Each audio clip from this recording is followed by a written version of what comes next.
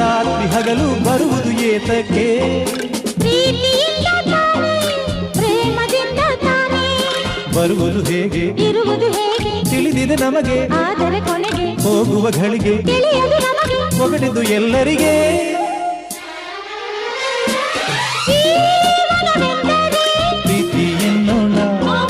ಲೋಕದ ಸೃಷ್ಟಿಗೆ ಪ್ರೀತಿ ಕಾರಣ ಸನಿಸೋ ಪ್ರೇಮ ಲೋಕದಿಂದ ತಂದ ಪ್ರೇಮದ ಸಂದೇಶ